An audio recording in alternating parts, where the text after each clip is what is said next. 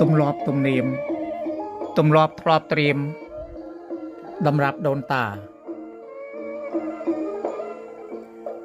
ទំនៀមទម្លាប់ទំនៀមតជាប់ទម្លាប់ដូនតា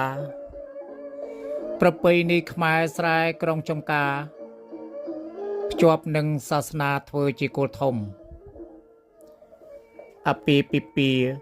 ខ្មែរកម្ពុជាខេមរានិយមលទ្ធិសាសនាឬមួយសង្គមតាមស្រុកតូចធំមកជាទម្លាប់តប្រពៃណីបូរេដែនទីខ្លះប្រកាន់ខ្ជាប់ប្រថោងតោងស្បៃថ្លាថ្លៃខូបគប់បុរាណបានភ្ជាប់ធ្លាប់ពីដូនតា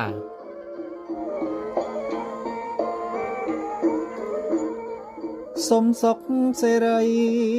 មង្គលសួស្តីជ័យមង្គលកាគូស្រក៏ថ្មីសង្ខ័យគ្រួសារប្រកបសុខាតជារៀងរៀបបាំងឆាត់កាត់សង់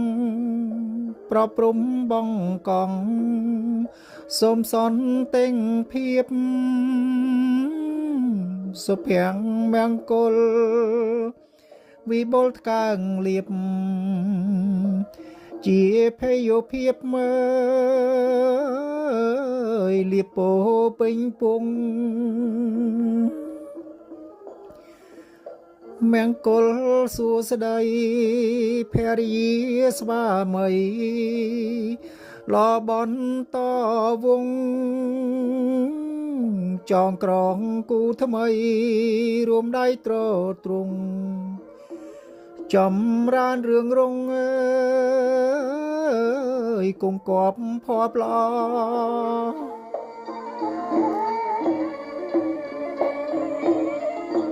កេរដំណើរខ្មែរត្រូវជួយថែរៀងបន្តទម្រង់ឲ្យគង់វង្សល្អទ្រង់ទ្រាយបបររុងរឿង